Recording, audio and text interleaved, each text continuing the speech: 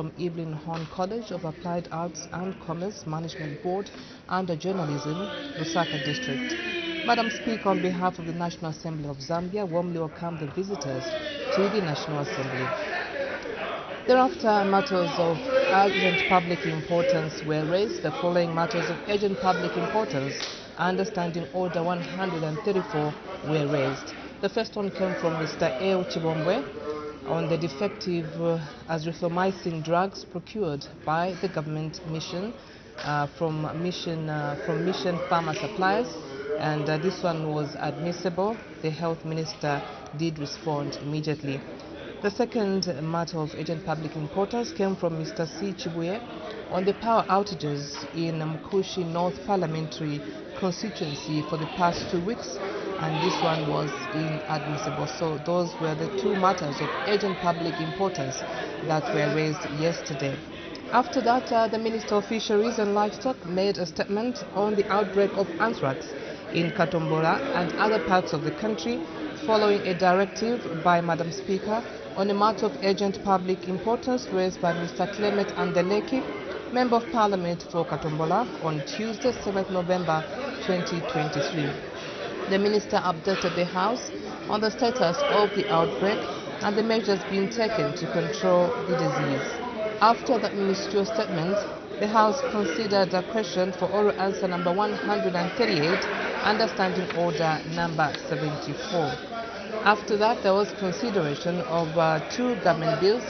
The first one being the Criminal Procedure Code Bill, National Assembly Bill number 19 of 2023. It will be read the third time today. The other bill that was considered yesterday was the Penal Code Bill, National Assembly Bill number 20 of 2023. It will be read the third time today. After consideration of those two bills, the House resolved into committee to consider estimates of revenue and expenditure, including capital and constitutional and statutory expenditure, and considered the following heads. That's head 11, that's the Zambia Police Service, which Ministry of Home Affairs and Internal Security, which was agreed to. The House also considered head 30, that's the Zambia Correctional Service, Ministry of Home Affairs and Internal Security, which was equally agreed to.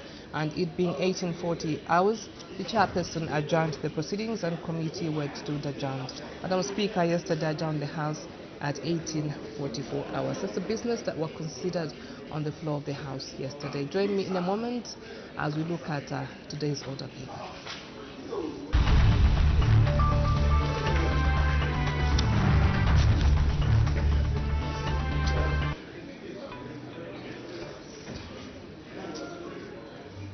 You can now advertise on Parliament Television and Parliament Radio.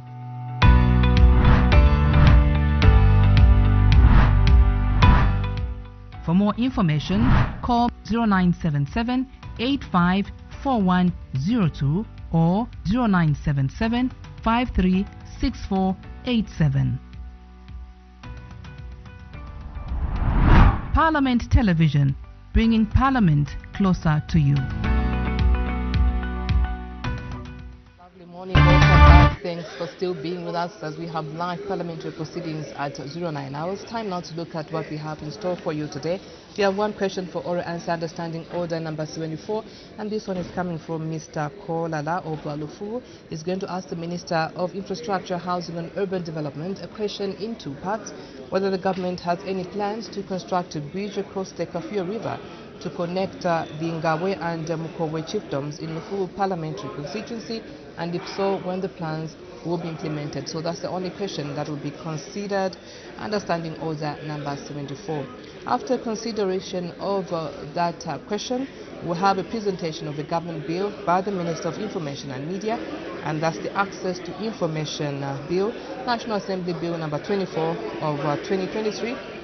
The bill seeks to designate the Human Rights Commission as an oversight institution on matters relating to access to information, provide for the right to access the information and its limitations, provide for procedures for processing requests for information, give effect to the right to access information as guaranteed in the United Nations Convention Against Corruption and the African Charter on Human and People's Rights, provide for matters connected with or incidental to the foregoing. After that presentation of that bill, there's going to be consideration of some bills at second reading and third reading stages. The first one being the Public-Private Partnership Bill, National Assembly Bill number 18 of 2023, coming up at second reading stage, and this will be followed by the Criminal Procedure Court Bill, National Assembly Bill number 19 of 2023, coming up at third reading stage. And the last bill to be considered at third reading stage today is the Penal Code Bill, National Assembly Bill number 20 of 2023. Thereafter, the House resolved into Committee of Supply to consider estimates of revenue and expenditure, including capital and constitutional and statutory expenditure. Of course, we'll have resumption of committee work. So heads that are up for consideration today, Head 23, that's the National Immigration Services, Ministry of Home Affairs and Internal Security. Head 15, Ministry of Home Affairs and Internal Security. And lastly, Head 16, the Drug Enforcement Commission. So those are the heads that will be considered today. Just about now, we take you to the floor of the House for the resumption of business. Good morning.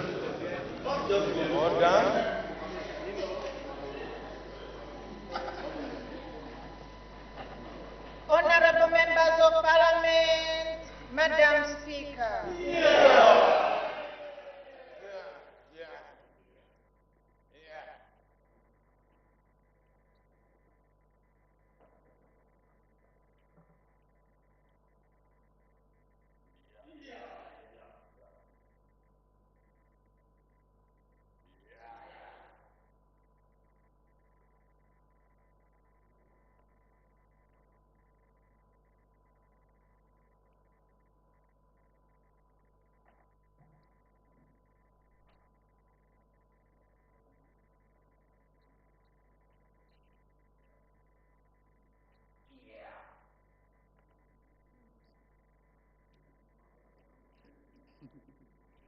Tendency of Zambia, proud and free, land of wealth and joy in unity, victors in the struggle for the right.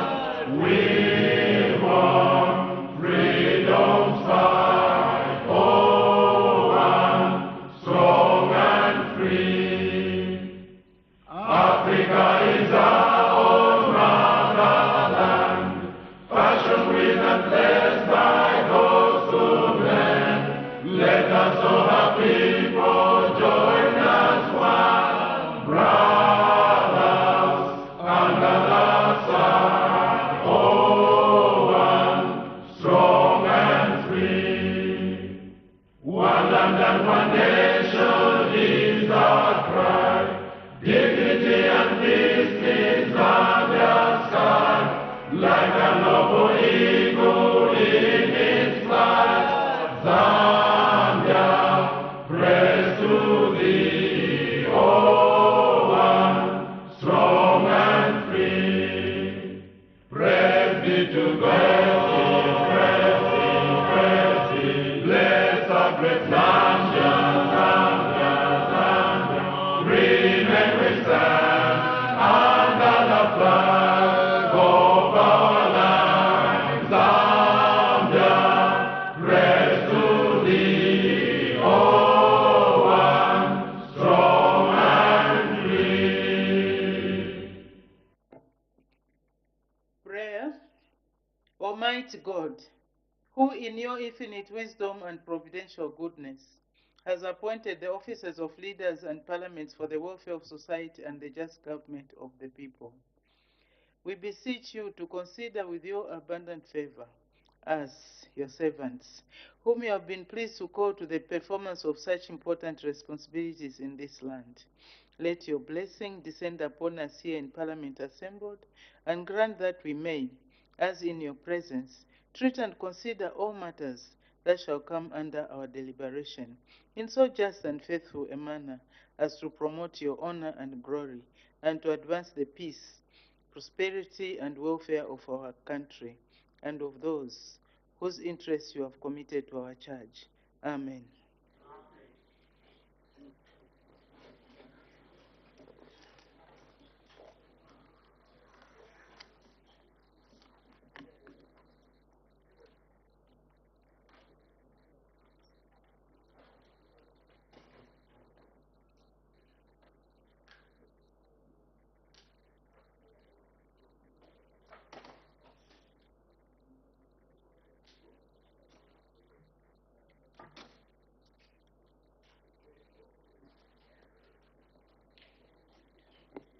Honorable members, I have two announcements to make.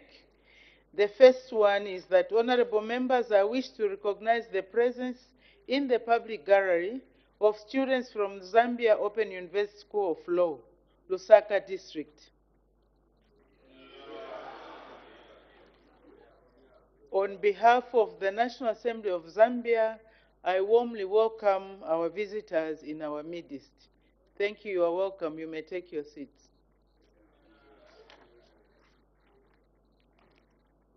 The second announcement, honorable members, I wish to inform the House that I will be launching the Public Finance Management PFM Handbook on Tuesday, 14th November 2023. The launch will be in the Amphitheater, Parliament buildings. The launch will provide an opportunity for honorable members of Parliament and other key stakeholders to appreciate the content of the PFM Handbook, which was developed with the support of the European Union. The launch of the PFM Handbook will be followed by the unveiling of the Parliamentary Budget Office building at 20 Kwacha Road, Olympia Park. The unveiling will take place at the new Parliamentary Budget Office to enable honorable members know the location of the office and the services that are provided there. All honorable members are therefore invited to attend the launch, which will be held from 09:30 hours to 11 hours. Attendance is on voluntary basis. I thank you.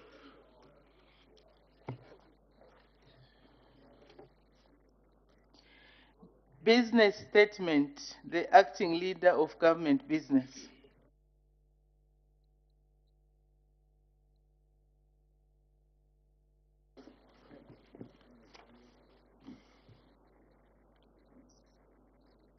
Thank you very much, Madam Speaker, for the opportunity to give a program for the coming week. Madam Speaker, I wish to inform the House that the House Business Committee met on Thursday, 9th November 2023, to determine the schedule business of the House for the period 14th to 24th of November 2023. In this regard, the committee resolved to lay before the House the following business for consideration. A. Announcements. The Honorable Speaker may make announcements to the House on any day when it is necessary to do so. B. Rulings. The Honorable Speaker may render rulings if there will be any. C. Matters of urgent public importance. Matters of urgent public importance will be considered if there will be any. D. Ministerial statements. Honorable ministers may make ministerial statements if there will be any. Bills. E. Bills. Bills will be presented if there will be any. F. Private members' motions. The following private members' motion will be presented. Name of the presenter or member, honorable member, will be Ms. Honorable C. Halwindi, MP. Subject matter, introduce tree planting week program. Date of presentation will be on the 22nd of November 2023. G. Reports on international conferences. Reports of parliamentary delegations to international conferences will be considered if there will be any. H. Parliamentary committee reports. Committee reports may be considered if there will be any. Questions. I. Ruminal number 1, that is, honorable ministers may respond to urgent questions if there will be any, and 2, honorable ministers are expected to respond to 8 questions for oral answer under Standing Order 74 as set out hereunder. The details of the questions are contained in the notice of questions circulated to all honorable members earlier. Question number 175 will be on the Minister of Infrastructure. This will be on Tuesday, 14th November 2023. Question number 182, Youth and Sports Minister, Wednesday, 15th November 2023. Question number 194 will be on the Education Minister, Thursday, 16th November 2023. Question number 216, Minister of Infrastructure, will be on Friday, 17th November 2023. Question number 261 will be on the Local Government Minister, Tuesday, 21st November 2023. Question number 89 will be on the Energy Minister, Wednesday, 22nd November 2023. Question number 161 on Infrastructure Minister, Thursday, 23rd November 2023. And question number 92, will be on Home Affairs, Friday, 24th of November 2023. The questions on standby to replace questions that may not be placed on the order paper on the allotted day for one reason or another are as set out here under. Question number 144, Local Government, 159, Infrastructure, 222, Agriculture, 259, Infrastructure, 40, Health, 212, Water Development, and 199, Small and Medium Enterprises Minister. J, Her Honor the Vice President's question time. Every Friday, Her Honor the Vice President will respond to spontaneous questions asked by honorable members. K, Heads of Expenditure. The House is expected to consider the following heads. Head number 14, under Ministry of Mines and Minerals Development, will be taken on Tuesday, 14th November 2023.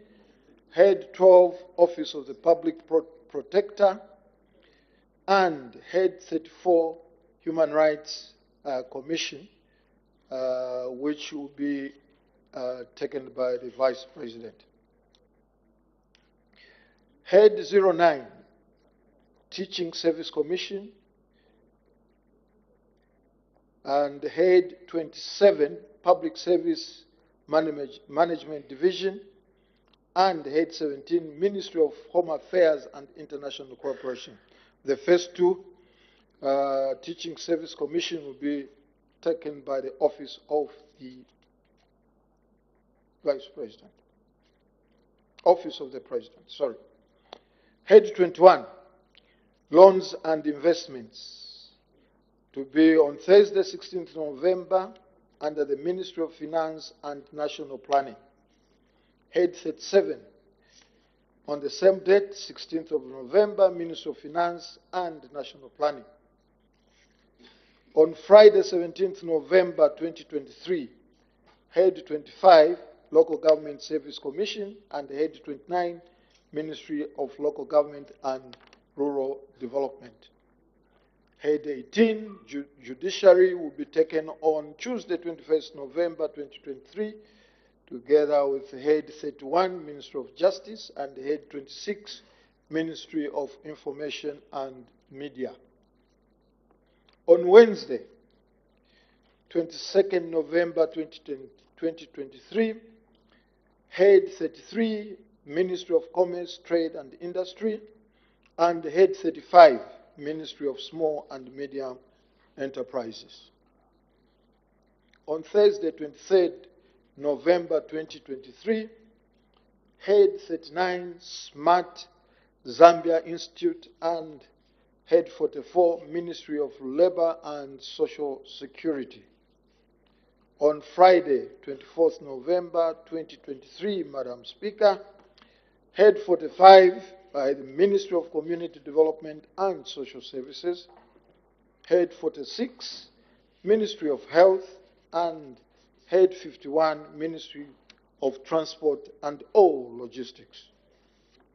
Madam Speaker, on behalf of the House Business Committee and in accordance with Standing Orders 189.5 of the National Assembly of Zambia, Standing Orders 2021, I have the pleasure to present the business for the next 2 weeks to this august House. Madam Speaker, I thank you. Thank you very much. We go to the next item, matters of urgent public importance. I will just urge honorable members that we have a lot of business on the order paper. So I urge the members to be very efficient when transacting or debating on any matter. The honorable member for Bangweuru. Madam Speaker, thank you for an opportunity. I'm grateful to raise an important matter directed at the Minister of Defense, stroke Minister of Health. Madam Speaker, not too long ago, the Minister of Defense advertised the recruitment of soldiers and officers in the Zambian Army, ZNS, and Zambia Air Force. A list of those successful candidates was published, and they were invited for formalities, scrutiny, and interviews for 5 days in various provincial headquarters.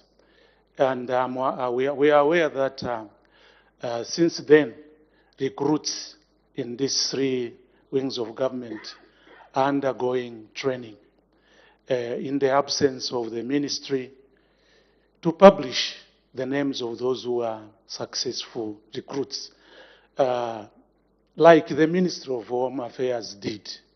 Those who are to be recruited as police officers, the names were published. They were transparent, but in this case, the Ministry of Defense elected to be calling those who were to be admitted via phone.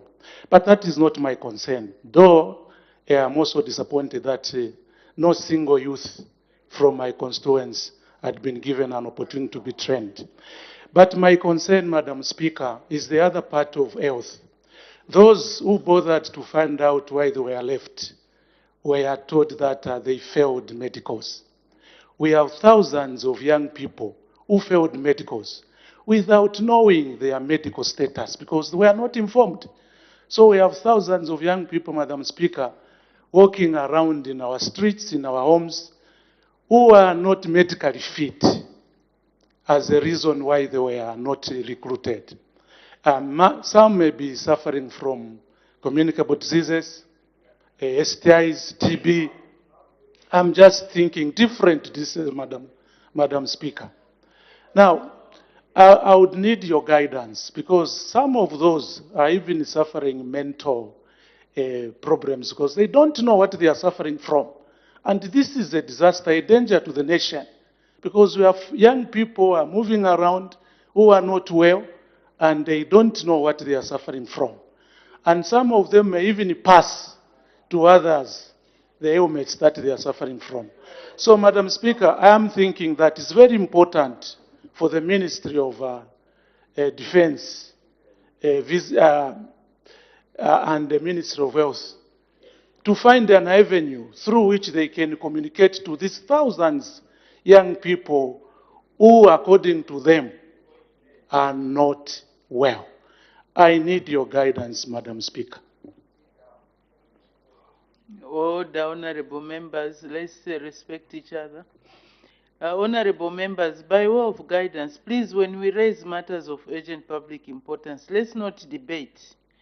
I was appealing to honorable members to be very efficient in dealing with time. But with regards to the matter that has been raised by the honorable member for Bangweuru, I will suggest that he puts in a question because it does not qualify to be raised as a matter of urgent public importance. The honorable member for Luovu East.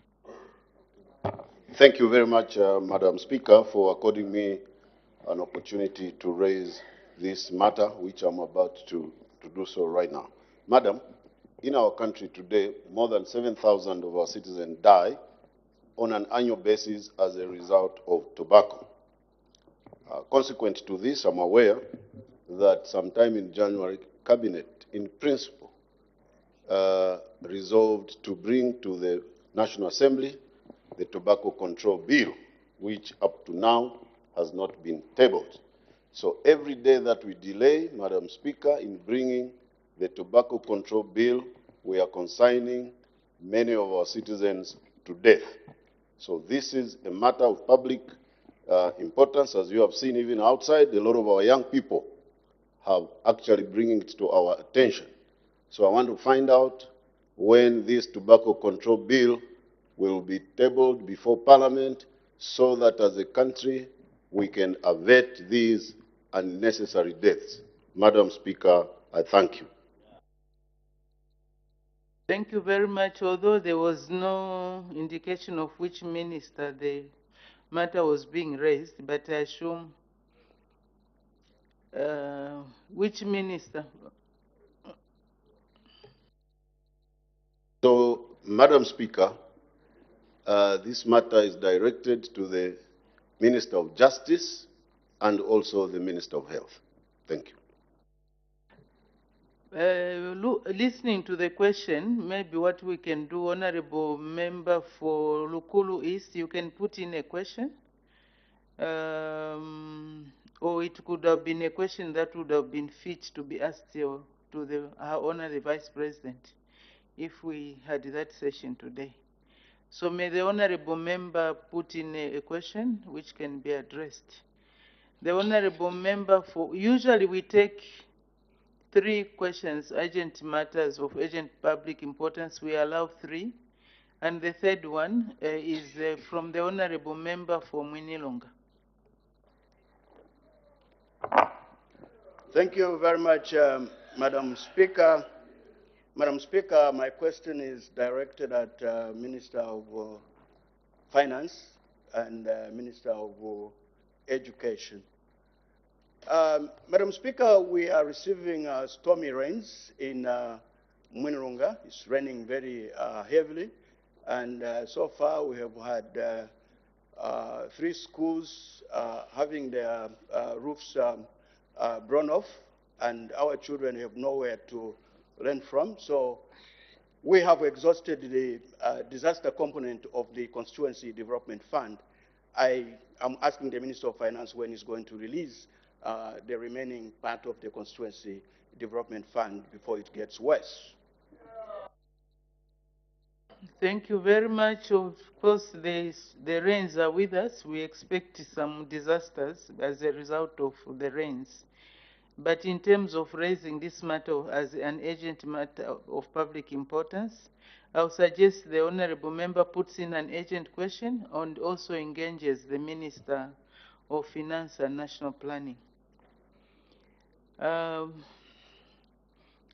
the matters are not all the matters are not admitted.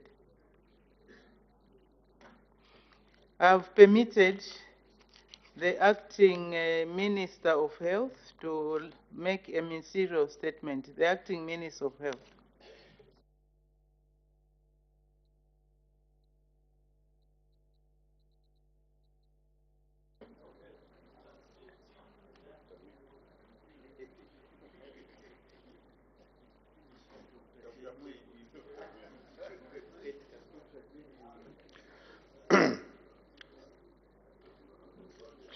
Madam Speaker, I thank you most sincerely for granting me this opportunity to deliver a ministerial statement to this august House and through the House, the nation at large, on the hosting of the 3rd International Conference on Public Health in Africa, 2023 by the Africa Center for Disease Control and Prevention. That is scheduled to take place from 27th to 30th November 2023 in Osaka. Madam Speaker, the House may wish to note that Africa CDC was established in 2016 by the 26th Ordinary Assembly of Heads of State and Government to improve coordination amongst health institutions within the African Union member states in dealing with disease threats. Hosting of the conference, Madam Speaker, is in the interest of the new Dawn administration for 2 key reasons. First, Zambia must establish itself as a regional leader in public health security matters as led by His Excellency the President, Mr. Hakainde Hichilema. Secondly, it is in our economic interest. It aligns with the desire for Zambia to host as many regional and international conferences and meetings. This, you may agree, will, among other benefits, market the country's tourism, boost its economy, and enable our citizens to build skills and increase knowledge through interactions. Zambia, and more specifically, Lusaka, stands to enjoy an increased global profile, growth in local employment, immediate and short-term economic benefits, and increased long-term investment. The CPHI 2023 aims to provide a unique platform for African researchers, policymakers, and stakeholders to share scientific findings, collaborate on research and implementation, and chart a shared course towards a more secure future for Africa. The CPHIA 2023 will be hosted by Africa CDC and African Union in partnership with the Zambian government through the Ministry of Health and the Zambian National Public Health Institute. The planning for the international conference will include leading health experts from Zambia, Africa, and around the world. We anticipate an attendance of 5,000 or more people from all over the world. Madam Speaker, as the House may be aware, Africa continues to grapple with numerous disease outbreaks and significant public health threats. Cross-border transmission also remains rife. Countries vary in their response and management of these public health situations, with some performing effectively while others face challenges.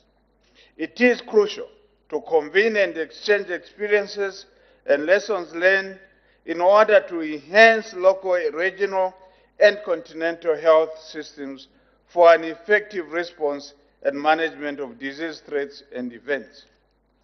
Madam Speaker, the CPHIA is an annual Africa CDC that aims to place public health at the center of the continent's Agenda 2063, the Africa we want. The inaugural conference, held during the peak of the COVID-19 pandemic, CPHI 2021, virtually brought together over 12,000 public health stakeholders from across the continent and the world over to share scientific findings, collaborate on research and implementation, and jointly plan out a path towards a more secure future for Africa. Last year, the CPHI conference was held in Rwanda, and one of the agreed action points was to request for the government of Zambia, in collaboration with the Africa CDC, to prepare for the CPHIA 2023 in Lusaka, Zambia. The CPHIA 2023 will build on the 2022 agenda by focusing on building and strengthening sustainable health systems, research and manufacturing of medicines and medical supplies. The hosting of the third conference will mostly be funded by the African Union through Africa CDC. Madam Speaker, as we forge forward with a new public health order for Africa, this year the conference will also serve as a catalyst to strengthen resilient health systems across the continent, to better prepare and manage emerging health threats while addressing long-standing health infection diseases that affect the continent. Madam Speaker, as I conclude, I would like to issue a call to action to our local researchers, research institutions, local pharmaceutical manufacturers, and stakeholders to be part of this important agenda, considering health is determined by many factors beyond the disease-causing agent, such as the environmental and social determinants. A multi-sectoral response to health threats and events remain key. With this background, I invite my fellow members of this August House and the public at large to take keen interest in the findings and recommendations of this conference as they pertain to improve on our health. To the media, your role is disseminating information in a timely manner will remain critical.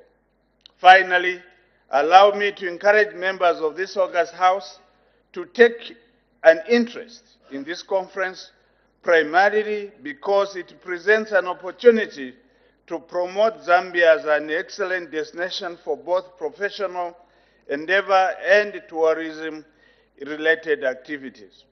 As you may be aware, Madam Speaker, we are also working diligently to promote local pharmaceutical industry manufacturing in Zambia. This conference is expected to host around 5,000 delegates from all over the world. It will be a unique opportunity for us all. It is my sincere hope that all sector ministries with relevance, as well as area members of parliament, will engage to explore ways in which their sector could benefit. Madam Speaker, I thank you. Thank you very much. Honorable members are now free to ask questions on points of clarification on the ministerial statement given by the Honorable Acting Minister of Health.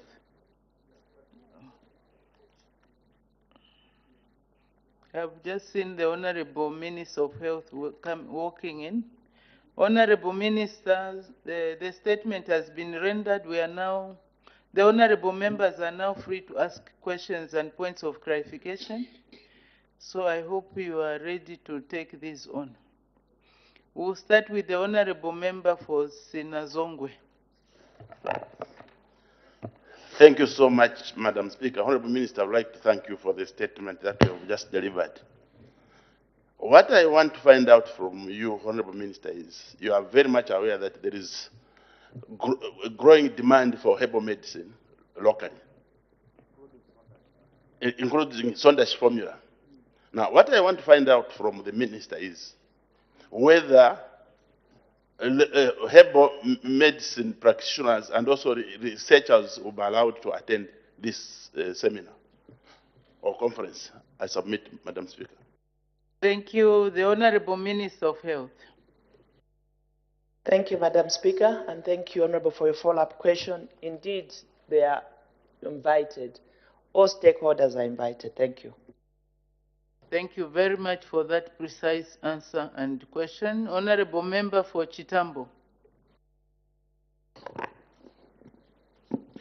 The Minister in the statement did allude to the fact that we must take keen interest. Madam Speaker, all I wanted to find out from the Minister is the Ministry able to provide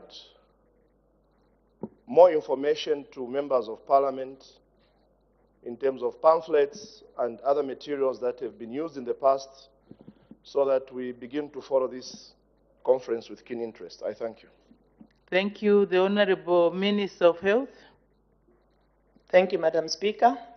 Honorable, thank you for your follow-up question. Indeed, Madam Speaker, there is information on the Africa CDC website and also on the Ministry of Health web page. Thank you. Thank you. The Honorable Member for Mbavala.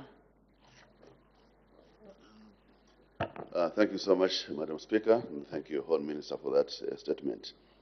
It's exciting that we're hosting this very important conference. Honorable Minister, could you amplify on the accreditation process and whether the Health Committee of the National Assembly is formally invited, given that we play a very critical role in the decision-making of the health issues in this country? I thank you. Thank you. The Honorable Minister of Health.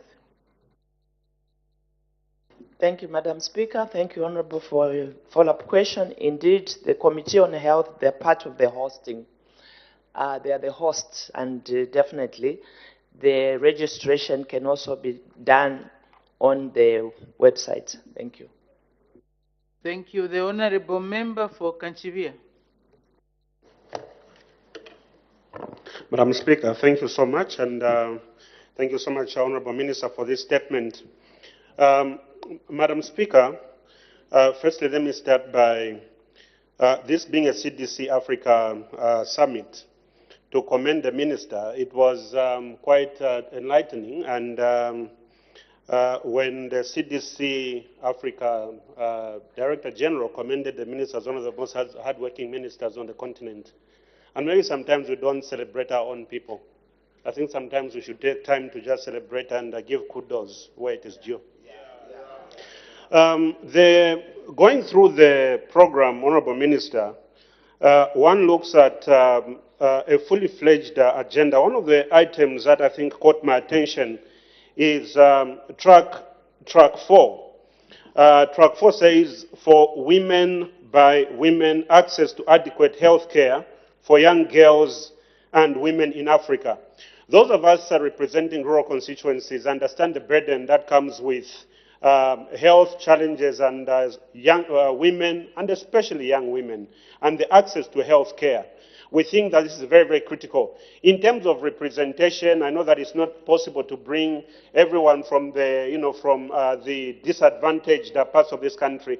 But what can be done to ensure that the outcomes of this particular summit, very important summit, is transmitted or transcends down to where it's supposed to be? I thank you, Madam Speaker.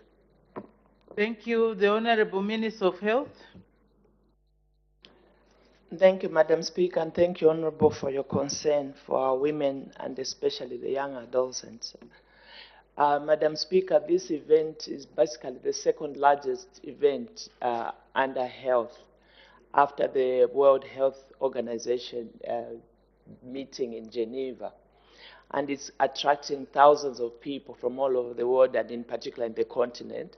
And therefore, you would note that on that day, it will be beamed live, and most of the social media pages will be live. I would ask the members of parliament if they can find a way of connecting themselves live so that their constituents members can follow in their respective constituencies. Thank you. Thank you. The Honorable Member for Lukulu East. Thank you very much, Madam Speaker. I just want to congratulate the Zambian government and in particular the Minister of Health for having accepted to host this very, very important conference which will bring together the who is who in the health sector globally, actually, bringing well over 5,000 people to converge into Lusaka, and wish to confirm that the Health Committee has been fully engaged by the Minister and will be participating in this conference. Having said that, I have noticed that Lusaka's ability to host these huge conferences has definitely been enhanced by the availability of this excellence conferencing facility in the name of Kenneth Kaunda Hall. However, many a time the delegates that come to attend conferences in their free time would like to explore and bring some benefit to the tourism sector in the country, which has been alluded to in the ministerial statement by the minister.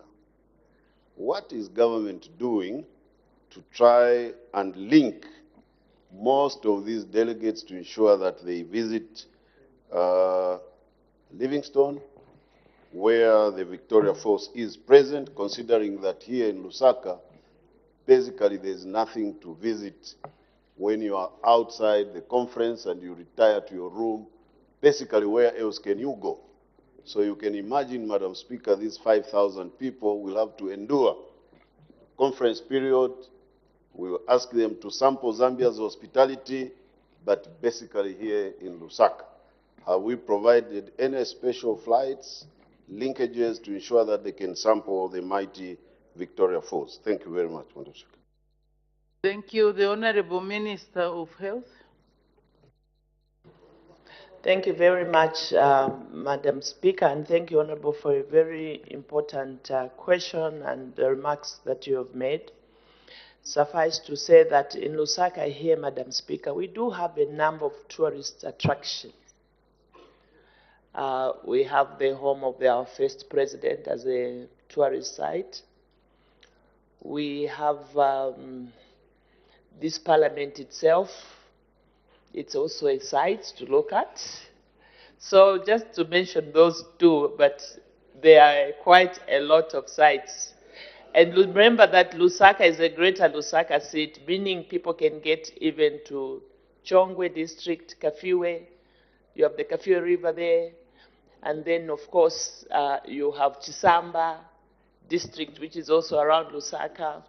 But also, Madam Speaker, to say that the conference, the actual conference is from the 27th to the 30th, but 3 days before the actual conference, we have a conference for ministers meeting, ministers of health that will be meeting, and this, I'm not so sure as yet whether it will be here in Lusaka or it will be in Livingstone.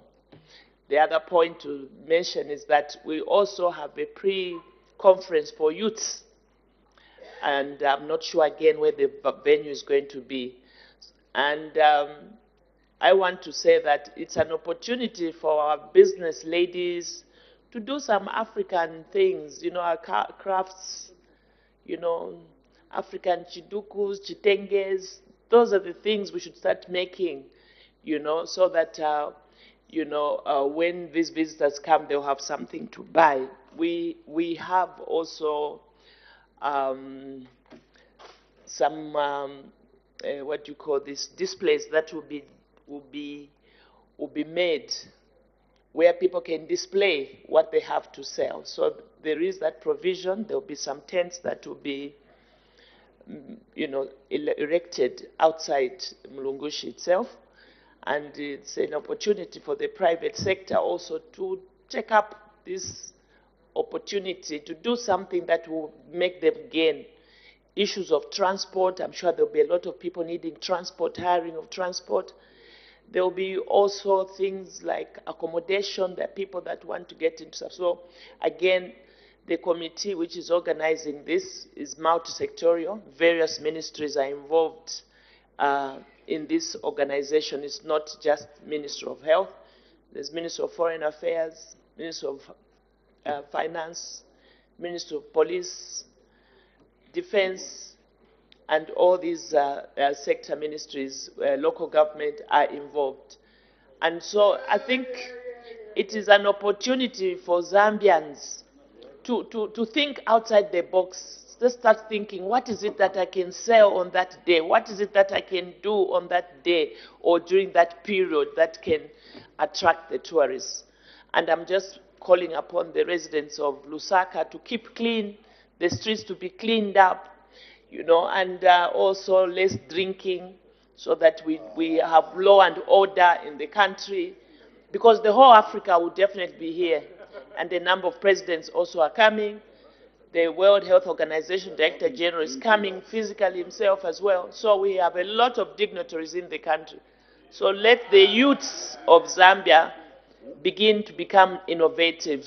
The last conference was in Rwanda, and over 5,000 people attended that, and we are thinking that Zambia will have more than Rwanda. It would be interesting for those that want to understand more about this conference to Google, get information, go to, you know, on the page for Africa CDC, get details, and begin to see the details of what this event is like, and go to last year and see what happened in Rwanda, and then see what you can do. Thank you very much, Madam Speaker. Thank you very much, the Honorable Member for Nyimba. Thank you, Madam Speaker. Madam Speaker, this is a very important conference, and I guess our minister is the chair for CDC Africa. Now, Speaker, you may wish, I'm just disappointed with all your front bench when they are organizing conferences. The last 9 days, we had a very important conference at Mulungushi International Conference. The only minister, the only member of parliament who was there was the minister himself who was holding who organized the conference for CADEP. And luckily, through this parliament, I sit at AFSPAN Africa, and was invited by Addis Ababa, not by Zambian government. In return, I had to invite the chair from this committee, the chair for agriculture from this committee. None of the parliamentarians here were invited. And the minister was speaking to himself. And this was a very important program, CADEP, Comprehensive Agriculture Program for Africa. Now, we have this conference coming up. We are told, Minister, to register. You haven't given us, I know that will be done online, registration. None of your ministers, even some of your ministers, maybe they don't even know that they will be the registration will be online. What's more, the parliamentarians, they've got no idea even what CDC is. So is it that, can you find time, other than giving us literature, like my colleague has said, can you find time in the amphitheater to at least talk to your parliamentarians so that they understand? We start moving at the same level so that we start understanding things at the same level. The last week conference, only Malawi, Congo, and Tanzania benefited because they had each more than 10 parliamentarians. While in Zambia, there was 0 parliamentarian represented in our own country. Thank you, Madam Speaker. Thank you very much. The Honorable Minister of Health. Thank you, Madam Speaker. Thank you, Honorable, for a very important question and remarks that you've made. Indeed, I want to first of all put it on record that if you've noted, Madam Speaker, Zambia is hosting a number of international conferences because this was the decision the President made from day one and directed ministers that we should attract conferences into Zambia because it is good for us as a country. Now, information indeed is power, and I want to admit that we have been weak when it comes to giving information, but we are doing everything possible as government in general to improve on information. Suffice to say, Madam Speaker, that sometimes we give the information, but you know there's so much information on social media, and people are attracted sometimes to fake news than real news. I also want to say that this matter went to Cabinet, and it was Cabinet that made the decision, and that's what happens with all the international conferences. So it's not one minister's issue. This is why the Minister of Home Affairs was able to articulate this issue very well, because he was part and parcel of the decision. And even the preparatory meetings are multi-sectorial. Maybe about 10 ministries are involved. And this is why, Madam Speaker, we decided to bring it to the House. And it's this House that now must take the information to their constituencies. But yes, I wouldn't mind if it is possible, we can make more information available. Madam Speaker, the Secretary General, the Director General, His Excellency Dr. Kasia, was in the country and he paid a courtesy call on the office of Madam Speaker. But that was the time Madam Speaker was out, but the acting Madam Speaker ably received him, and we had an interaction with the relevant committee of Parliament, as a Parliament of Health, where there was some exchange of information. So, Madam Speaker, if the members of Parliament feel that they need another interaction with myself, I would be happy to do that. And Zambia must be proud, Madam Speaker, because I am the first chairperson of the governing body of the Africa CDC. So Zambia is chairing it for the next 3 years. Thank you, Madam Speaker. Thank you very much. I believe what the honorable members are requesting is that they should be participating in some of these conferences. It's a way of capacity building. They understand the policies so that when we are legislating, they will be able to benefit from that. Yes, so my appeal to all the ministers, please, as you host conferences, as you go out for conferences, can we carry our honorable members in our delegations? Thank you. The Honorable Member for Kankoyo.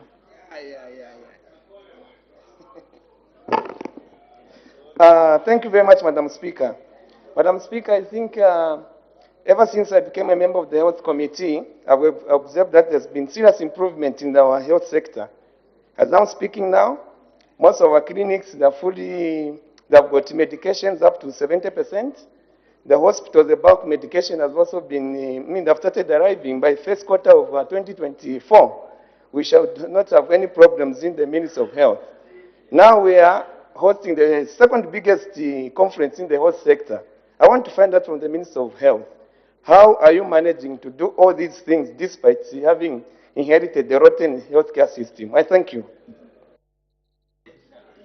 All the honorable members, let's reduce on the talking. The Honorable Minister of Health. Thank you, Madam Speaker, and thank you, Honorable, for your follow-up question. The Ministry of Health is indeed one of the critical ministries because you are dealing with the lives of people, and every individual citizen, one day or the other, will pass through a clinic or a hospital. Having said that, I also want to say that it has been possible to do quite a good number of things, because if you look at the budget, in 2021, the health budget was around 7%. And in a short time, today we are talking of a budget of 11.8. The Abuja Declaration talks about 12 or 15%. Now, when you really analyze the budget, even this year's budget, you will see that Zambia, in fact, in real terms, we have reached 15%. But maybe even surpassing it. I'm not sure about that. Why do I say this? Because apart from the Ministry of Health spending money on health, we have other institutions. For example, Ministry of Defense. Ministry of Defense has over 40 level 1 hospitals in countries dotted around the country. When you look at the budget, you won't see anything written health, but yet those defense hospitals are really providing quality health service to not just men in uniform, but even families. And now you've noted even minor soccer is open to the public. Then you have CHAZ, Churches Health Association of Zambia. Although supported by government, from the government budget, they also have other sources that they get from other partners and donors. And again, when you look throughout the country, you find that CHAZ and other faith-based institutions have a number of clinics throughout the country. They're also spending money on health. So with teamwork and parliamentarians becoming more better in terms of asking good questions and supporting, and with all the support I get from cabinet, and of course the new team in the Ministry of Health, as you know, have a strong team now, fully. So we are going to even do better going forward. Thank you. Thank you. The Honorable Member for Iteji. Thank you so much, Madam Speaker, for allowing me to make a follow-up question. Minister, once more, congratulations for this important conference. Minister, as you are aware, the world just hit 1.8 billion young people, and the young people are now seeking that the answers we give them, they should transform into policies. And there's a serious demand from the young people asking that we need to prioritize adolescent health, which also includes sexual reproductive health and rights issues. Now, for the youth side event, which you mentioned, Madam Minister, what assurance are you giving that this youth side event, it will be attended by high-ranked policymakers? Because there is a tendency that when the young people have these meetings, we, the leaders, we don't attend these meetings fully, and the young people feel that they are being neglected in terms of we, the policymakers, ministers, members of parliament, not paying attention to the side events when these meetings are convened in these conferences. I'm bringing this message from the young people who are asking that, can we start giving them attention when these meetings are held? We are not there. We will attend for 30 minutes and disappear. What assurance are you giving that this time around they will be given the attention and there will be public media to cover them fully when they are conversating on issues that affect them? Thank you so much. Thank you very much. The Honorable Minister of Health. Thank you, Madam Speaker. Thank you, youth member, MP, Honorable MP, for that very important question. And I want to say that, Madam Speaker, it is true that that is what normally happens. And I hope that all of us are leaders seated here and elsewhere we've heard, and we can improve. But speaking for the Minister of Health, we always make sure that we attend up to the end. And they will tell you that in the first year, they only had an international endeavor on youths, which was only national. In the first year in 2022, we made sure that we supported them in all the provincial capitals.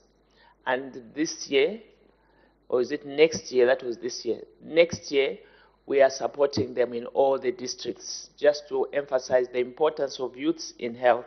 But that is a very important point, and I hope ministers have taken note and honorable members of parliament. Thank you.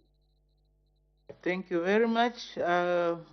Unfortunately, we have run out of time, so we can move to the next item. I have again permitted the Honorable Minister of Health to make another ministerial statement. The Honorable Minister of Health.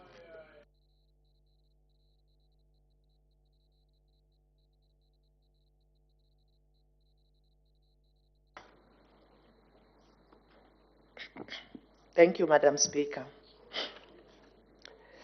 Madam Speaker, I wish to thank you for granting me this opportunity to update the House and the nation on the progress made to revamp Cancer Diseases Hospital, known as CDH, and expand cancer treatment services in Zambia.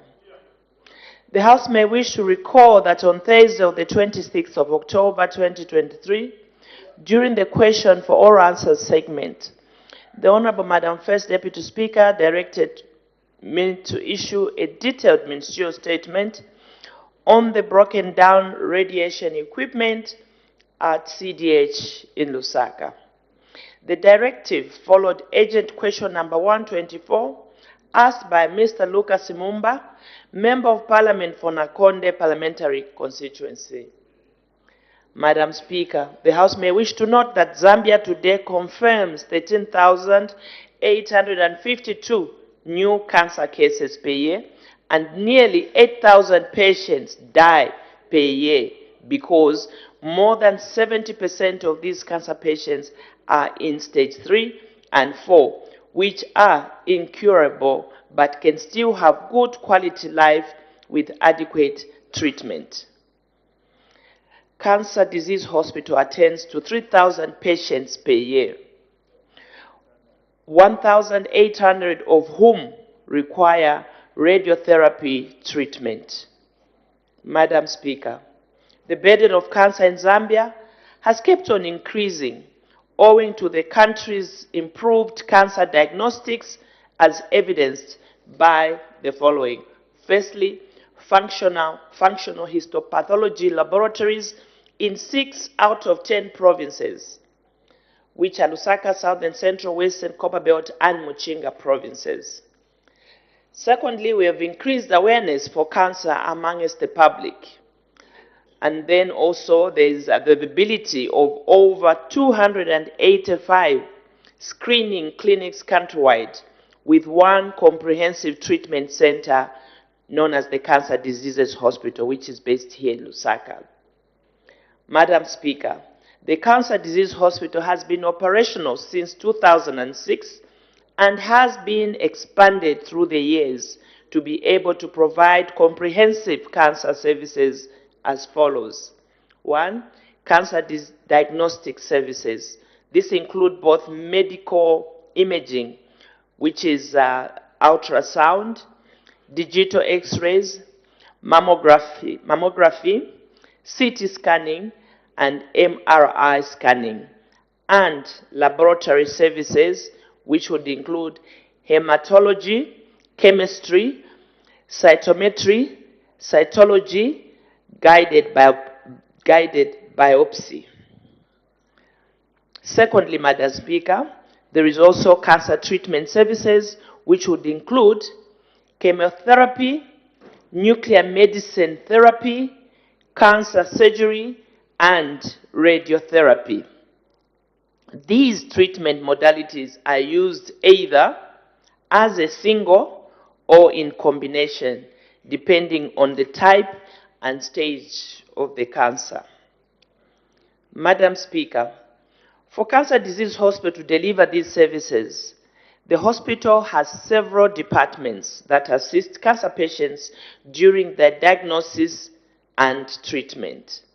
These departments include radiation oncology, nuclear medicine, surgical oncology, gynecologic oncology, pediatric oncology, cancer epidemiology, cancer prevention, social work,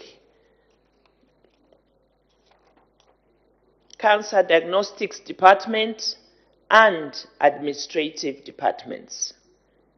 Madam Speaker, the current diagnostic and radiation treatment machines, which were installed by Siemens in 2006 at Cancer Disease Hospital, have become obsolete, with no spare parts on the international market and rendering them non-functional.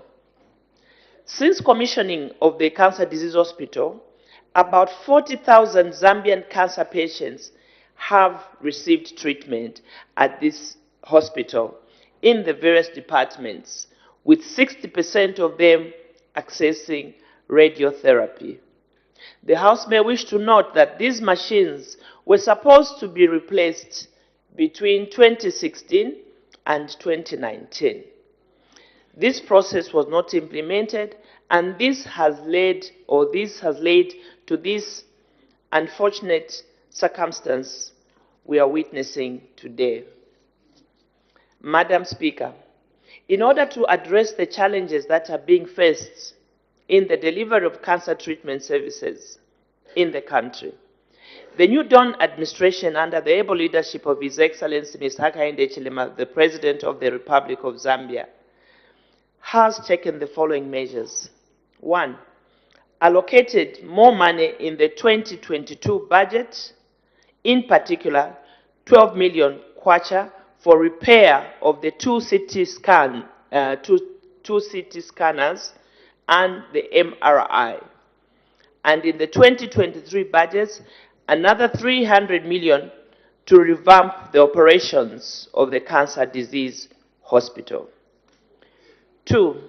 With the support from Arab Bank for Economic Development in Africa, BADEA, OPEC Fund for International Development, OFID, and Government of the Republic of Zambia, a total of $25 million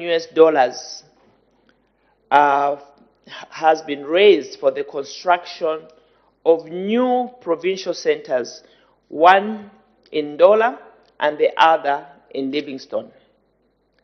The House may wish to note that both CT scanners have been operational since they were repaired last year, and the MRI unit repairs have been completed and machines will be operational shortly.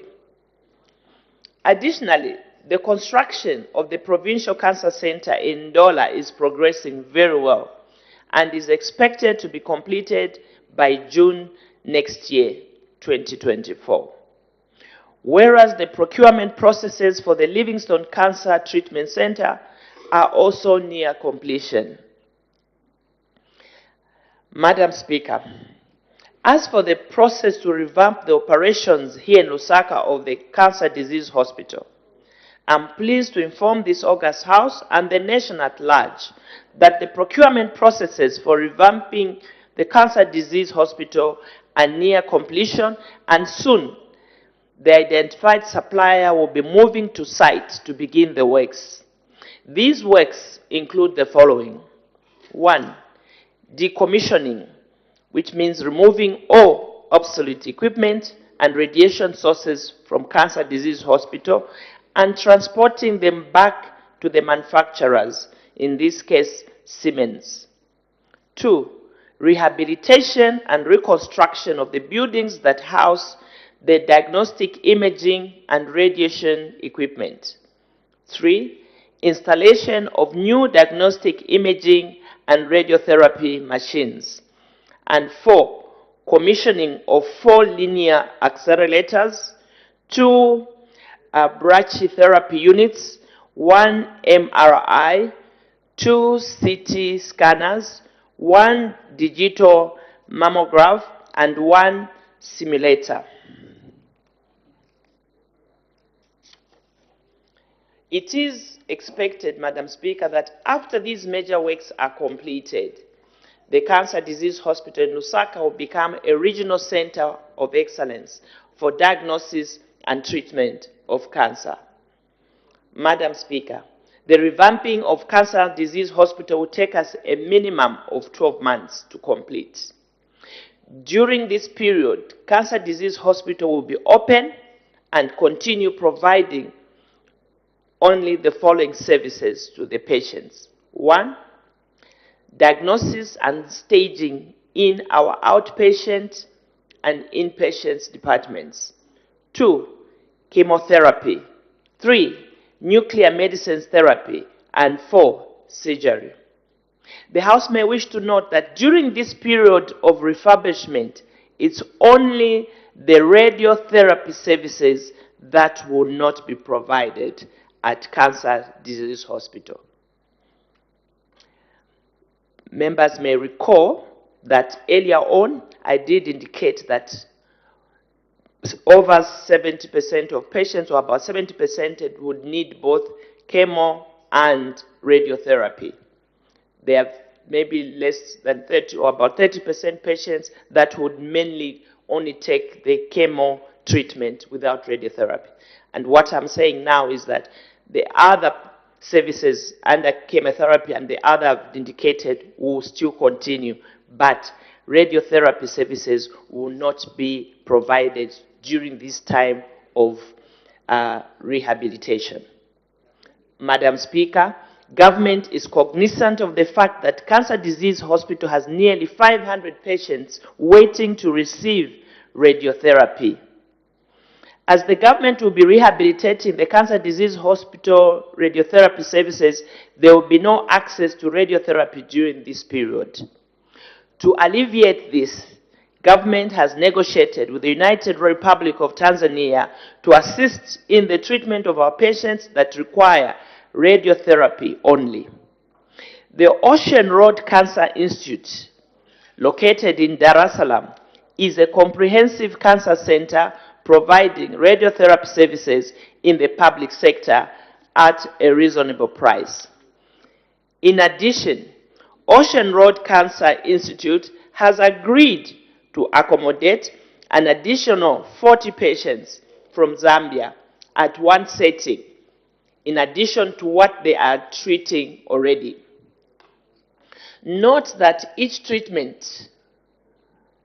Take note that each treatment for radiotherapy takes 6 to 7 weeks to complete, which means patients will be evacuated every 2 months until the Cancer Disease Hospital is up and running.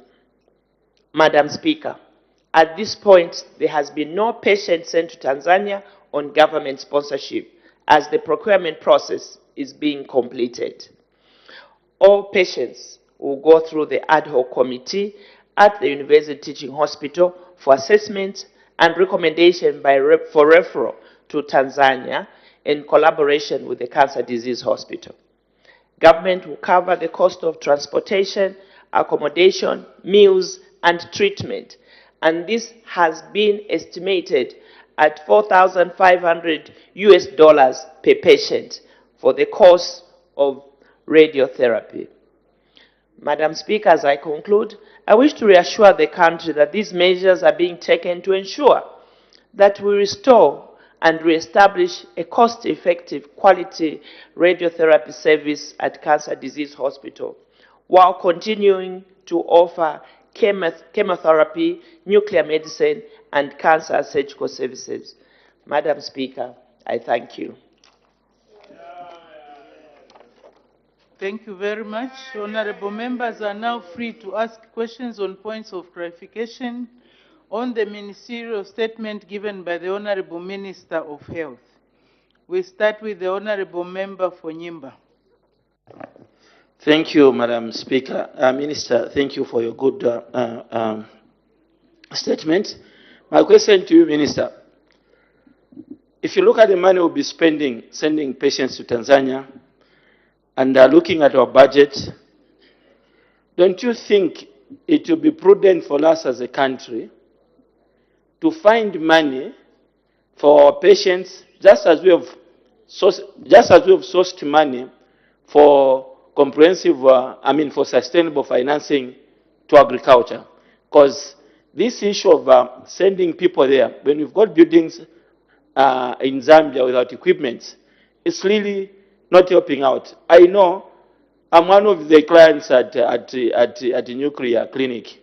There's nothing there to call for. There's nothing, absolutely nothing there. So my question is, why can't we just look for enough money and buy the equipment we want other than sending people to Tanzania? Thank you. Honorable members, we should be listening to the ministerial statements. The Honorable Minister of Health. Thank you, Madam Speaker. Madam Speaker, first of all, let me put it on record that it is not true to say that nothing is happening at the Cancer Disease Hospital. Members of the House may wish sometimes to take time and visit. It's important so that you are able to know exactly what is on the ground. When you get there, you will find that we have a number of patients that are going through chemotherapy. So it is not true that there's nothing. It's also not true to say that even the machines, as bad as they are completely not, there's nothing. No. It's only that they keep breaking because they are old, but they get used, and sometimes you still get some services that are being given. Where we are doing badly is on the radiotherapy side. I think that is where, even last year, a lot of money was spent to try and get these machines fixed, but it was all in vain. Once you fix them, they work for 1 week, again they break down. You fix them, they work for 2 weeks, because the numbers of people also are quite high that need that services. And part of the equipment that we have in there, it's only in the Cancer Disease Hospital that you have those kind of machines in the whole country. So not even the private sector have those machines that we are talking about. So let us work together to ensure that we complete this process so that when we look back, we can all say as a country that we did something for our people. We have a number of cases of people really suffering from cancer now, and a number of our people still don't know that, if they come early or they're screened early, you can be cured. But when it becomes late, then it becomes a difficult story, and all we can do is rehabilitation or treatment, and palliative treatment. And then at that stage, also, we find that the services are not up to that good level. And this is why we want to ensure that in the next months to come, next year, we should not be talking about this issue. Thank you. Thank you very much. As we ask questions and answer the questions, please let's be precise to the point so that we allow as many members as possible to ask questions. The Honorable Member for Kabwata. Thank you, Madam Speaker. Honorable Minister, the National Cancer Registry actually indicates the number of new cancer diseases that we're receiving. They're a bit higher than the number that has been given. However, in your statement, I would have actually loved if you had indicated if you had indicated whether we are comfortable in terms of reagents, especially with the histology lab, hematology lab, and cytology lab. My substantive question is, you did actually indicate the types of treatment that we are using. That's radiotherapy, chemotherapy, and nuclear medicine. I wanted to find out how many qualified Zambians do we have in nuclear medicine? The Honorable Minister of Health. Thank you, Madam Speaker, and thank you, Honourable, for your follow-up question. Madam Speaker, I wouldn't off the cuff know exactly how many we have in the country. Suffice to say, we do not have sufficient when it comes to specialized treatment. Thank you.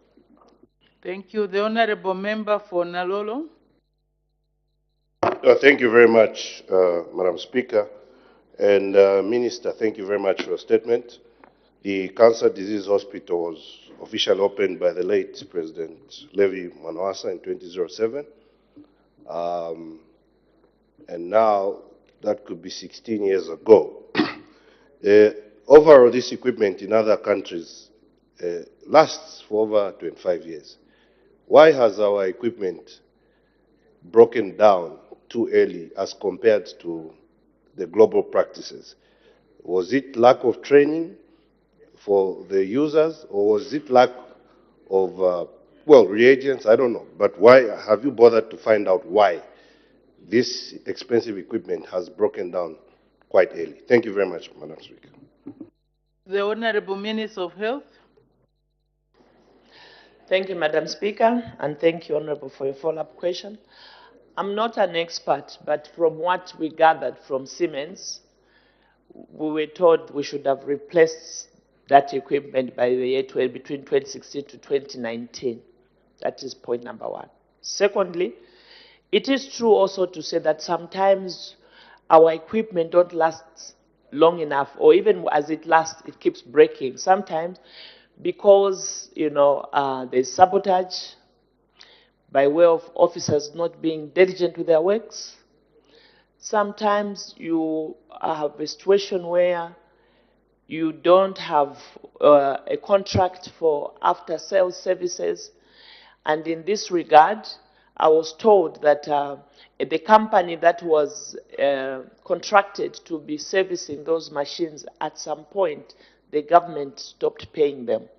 And then they started using internal engineers, and that can also cause trouble.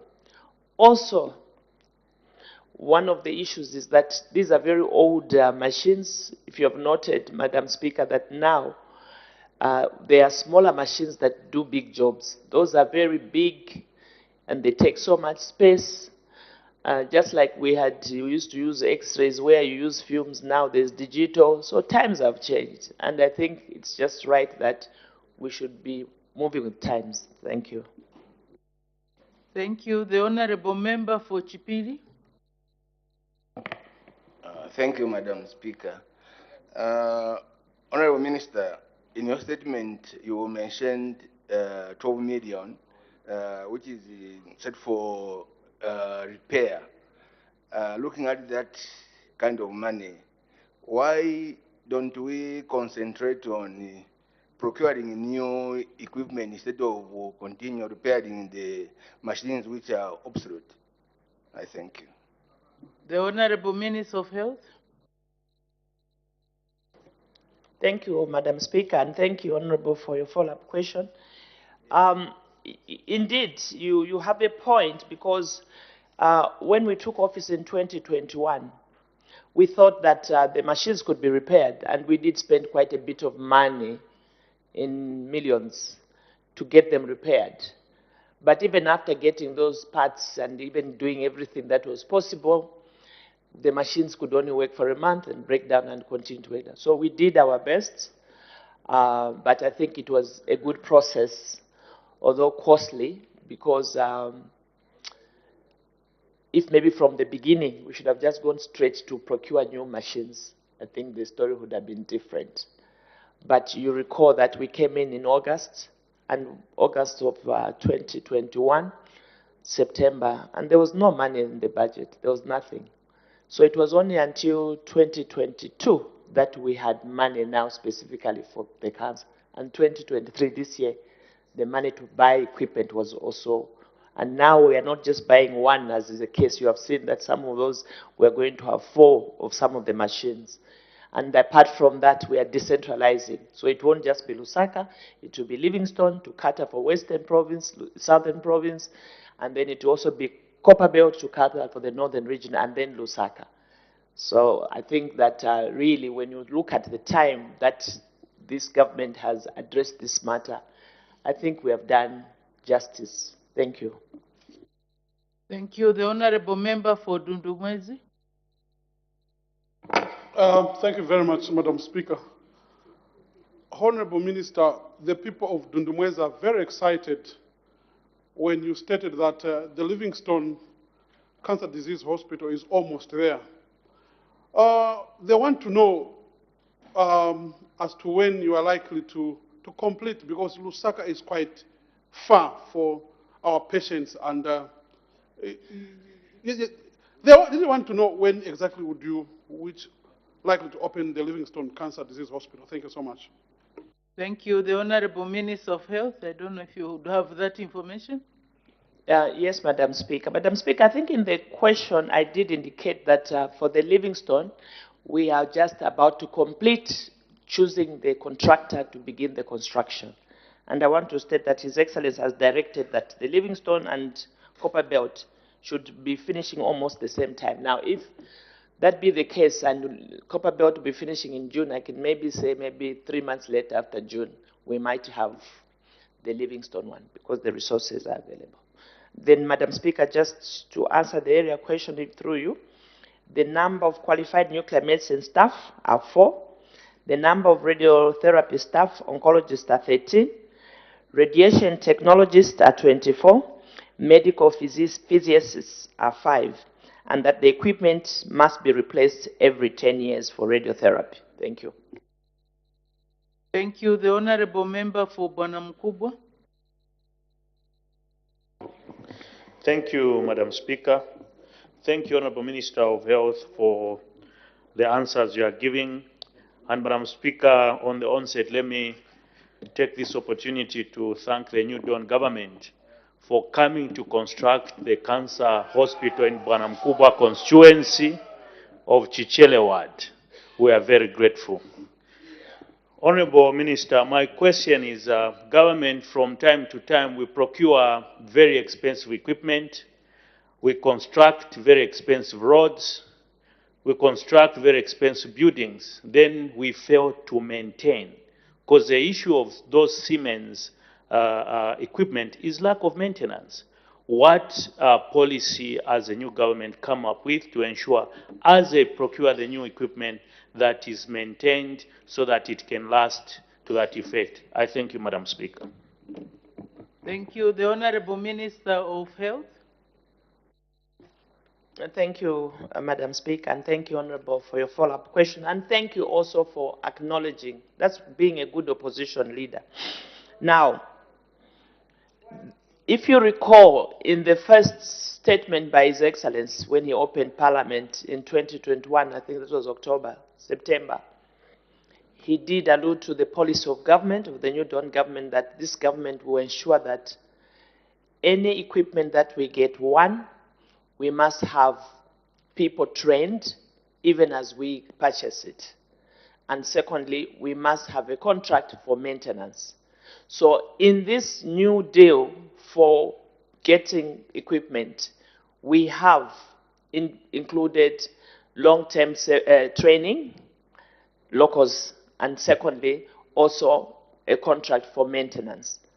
And we also want to ensure that we are dealing with the owners of the manufacturers, Siemens themselves, and not middlemen.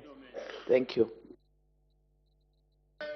Thank you very much. The Honorable Member for Mansa Central. Thank you so much, Madam Speaker. Honorable Minister, thank you for that comprehensive statement. The process that you've described, the intervention you've described, is particularly focusing on the curative aspect of the National Cancer Control Program. Honorable Minister, and that's important. But as you know, there are many risk factors that are associated with cancer, and the primary layer, the first layer of intervention, has a lot to do with prevention, promoting wellness through empowering people with information on how to prevent cancers. Honorable Minister, the National Cancer Control Strategy 2016 to 2021 expired. When are we having the next National Cancer Control Strategic Plan? And what is the focus at the moment on prevention as we focus on curative. Thank you. Thank you. The Honorable Minister of Health. Thank you, Madam Speaker. The issue on the group floor, Madam Speaker, is on the cancer disease hospitals, infrastructure, and equipment. That's a new question. You can put in a question. Thank you. Thank you very much. You can engage, honorable members. Let's engage to find solutions. Honorable Member for Isoka. Thank you, Madam Speaker. Madam Speaker, my question has been taken by events because I wanted to ask the mode in which the ministry has about the maintenance of these machines. I thank you. Thank you. Since the question has been overtaken, I'll allow another female member of parliament, honorable member for Chikankata.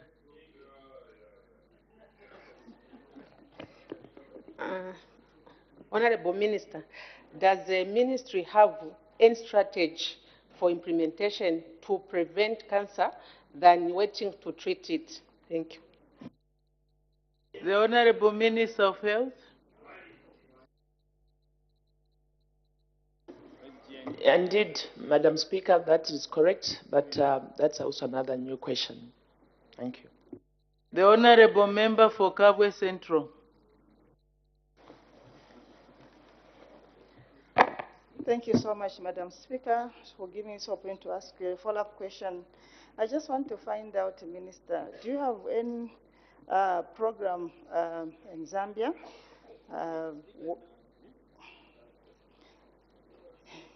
Disturbing me.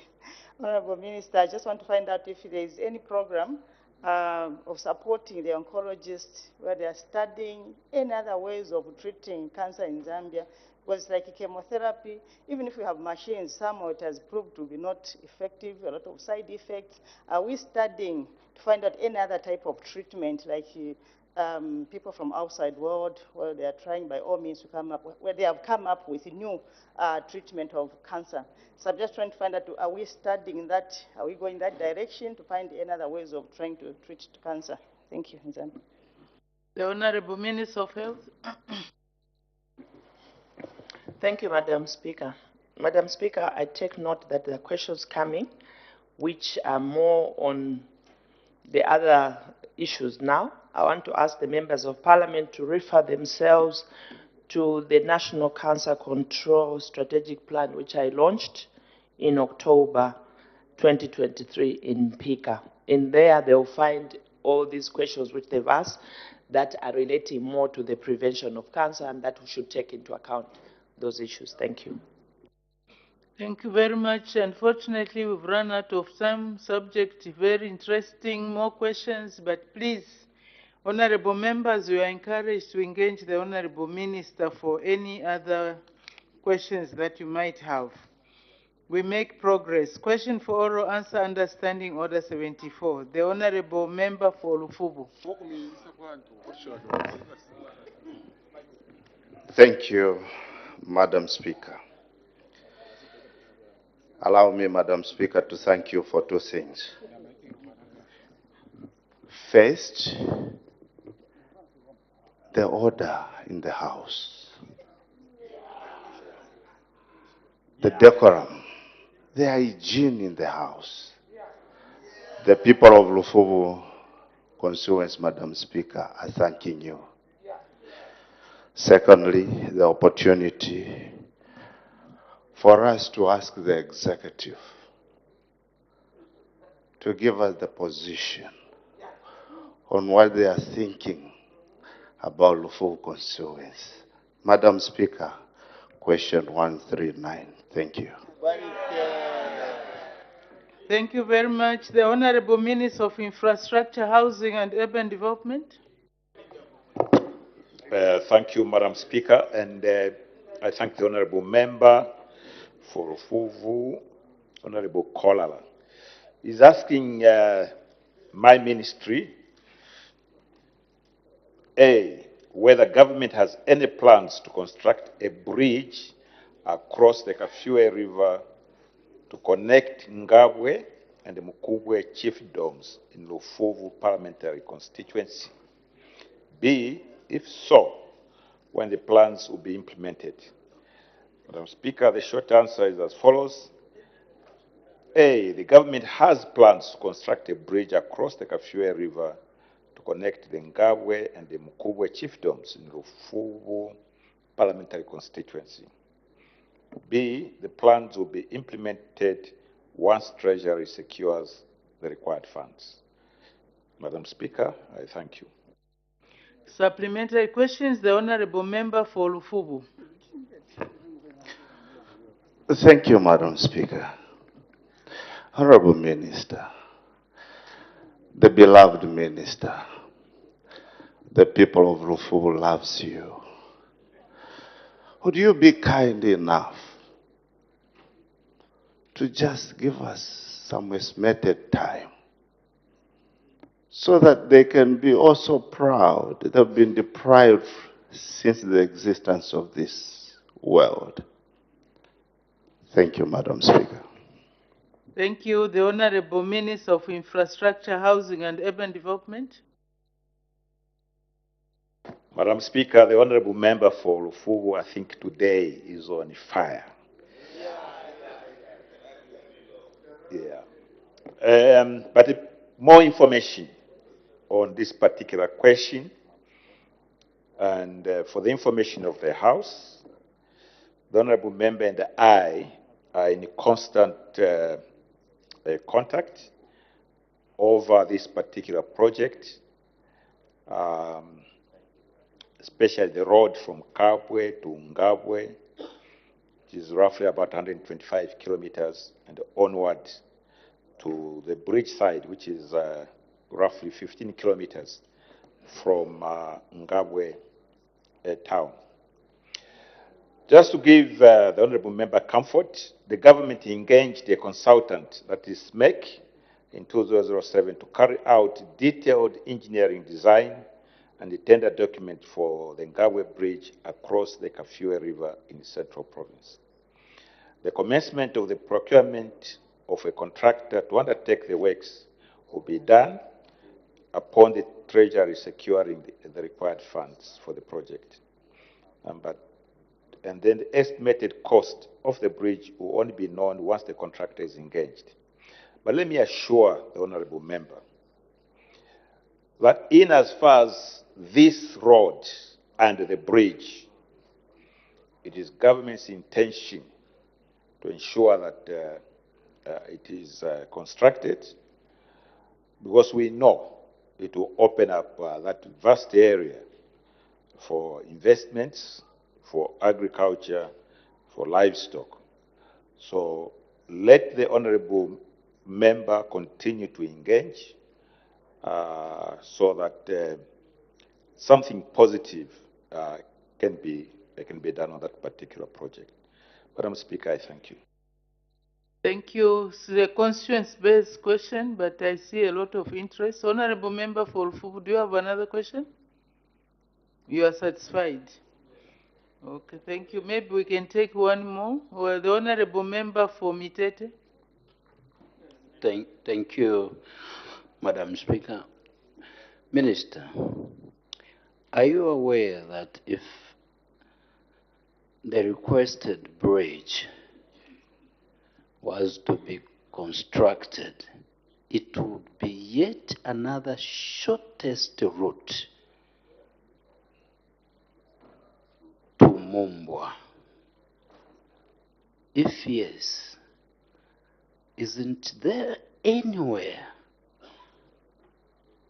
in some places in Zambia under your ministry some buried bridges lying that it could be of help on this particular position? Madam Speaker, thank you so much. Thank you. The Honorable Minister of Infrastructure, Housing and Urban Development. Madam Speaker, we are fully aware as government that the construction of this particular bridge will shorten distances between certain places, including the place that he has mentioned, which is Mumbwa. I think the second part of his question is pointing government to maybe consider using Bailey Bridge. These are prefabricated bridges, much like the Accra bridges. The spot where this bridge is going to be constructed, I think does not lend itself to a Bailey Bridge. We think that we should have a more substantive construction of a bridge. And this is what we are planning, Madam Speaker. I thank you. Thank you very much. Presentation of Government Bill, the Honorable Minister of Information and Media.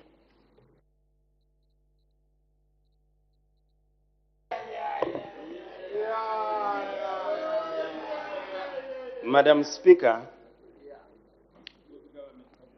I beg to present a bill entitled the Access to Information Bill, National Assembly Bill 24 of 2023. The objects of this bill are to A, designate a Human Rights Commission as the oversight institution on matters relating to access to information. B, provide for the right to access information and its limitations.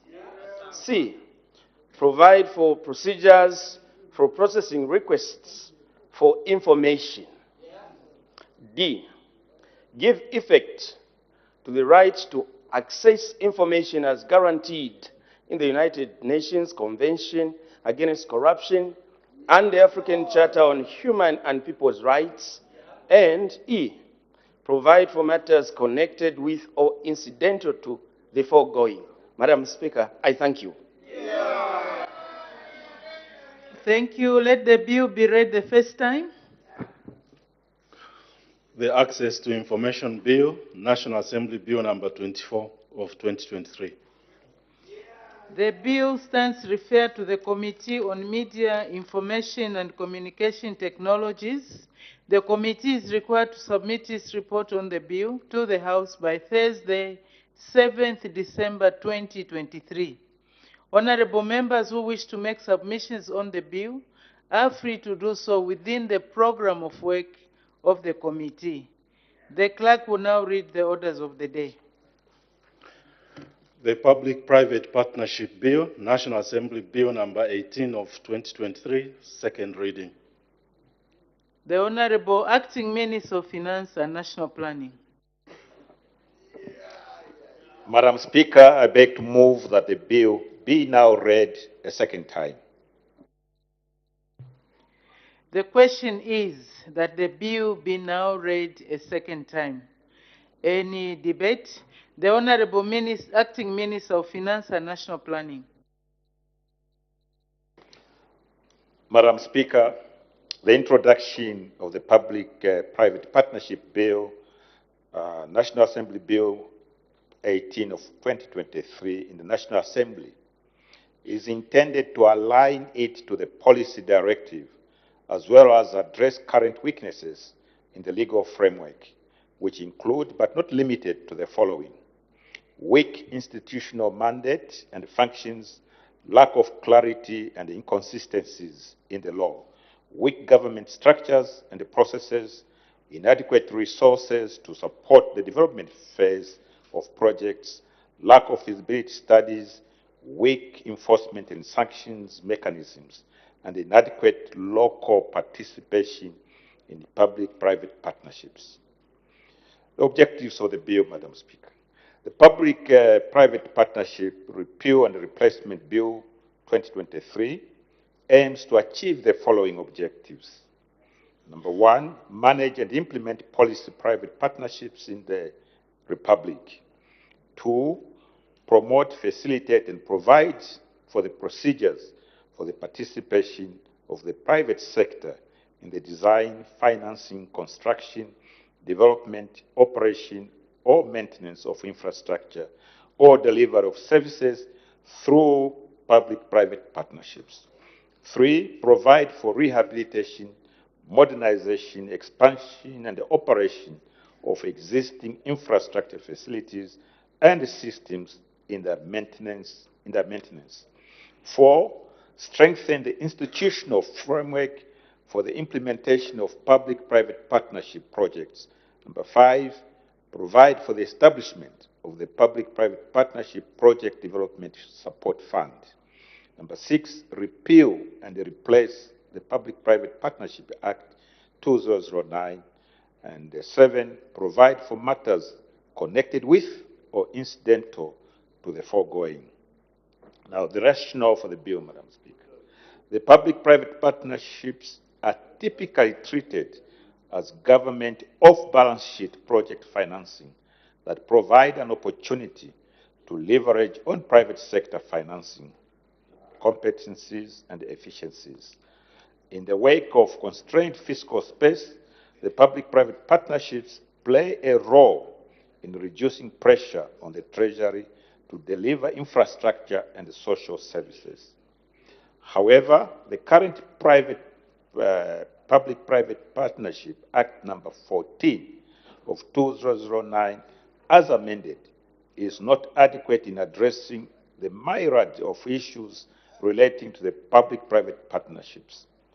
This has resulted in poor performance and/or delivery of sustainable public-private partnerships that have contributed to the economic development of the country. Therefore, in view of the continued challenges and the renewed stakeholder interest in public-private partnerships, there is need to repeal and replace the current Act in order to improve the effectiveness and efficiency in development and the implementation of public-private partnership projects, as public-private partnerships serve as an alternative in financing projects in line with the economic recovery and the national development agenda. And the major policy changes or inclusions in the bill, Madam Speaker, the bill will provide for the strengthened institutional mandate in line with the policy direction of creating an independent body that will play technical, advisory, and regulatory role for PPPs in Zambia. Madam Speaker, allow me to highlight some of the major changes that have been proposed in this bill. Order. As the time is 10:40 hours, I suspend business for 20 minutes for a health break. Good morning. Thank you for tuning in to Parliament Television. Business will resume at 11 hours. And on the floor of the House, as Housing and Infrastructure Minister, Honorable Milupi, reading out the objects of the Public-Private Partnership Bill, National Assembly Bill number 18 of 2023, which is at a second reading stage. So after the break, we expect the Minister to continue, highlighting the objects of this particular bill, which is being considered at a second reading stage. Business started off at 09 hours with two announcements by Madam Speaker. In the first announcement, Madam Speaker did inform the House that she will be launching the Public Financial Management PFM Handbook on Tuesday, 14th November 2023, and the launch will be in the Amphitheatre Parliament buildings. The launch will provide an opportunity for honourable members of Parliament and other key stakeholders to appreciate the content of the PFM Handbook, which was developed with support from the European Union. The launch of the PFM Handbook will be followed by the unveiling of the Parliamentary Budget Office building at 20 Quacher Road, Olympia Park. The unveiling will take place at the new Parliamentary Budget Office to enable honourable members know the location of the office and the services that are provided there. All honourable members are therefore invited to attend the launch, which will be held from 09:30 hours to 11 hours, and attendance is on a voluntary basis. In the other announcement, Madam Speaker did recognize the presence in the public gallery of students from Zambia Open School University of Law, Lusaka District, and so on behalf of the National Assembly of Zambia, Madam Speaker warmly welcomed the distinguished guest in our midst. two ministerial statements were delivered by the Minister of Health, Honorable Masewo. The first one was on the hosting of the 3rd International Conference on Public Health in Africa, and the second ministerial statement by the Minister of Health was on the progress made to revamp and expand cancer treatment services in Zambia. We equally take a break. Do stay tuned.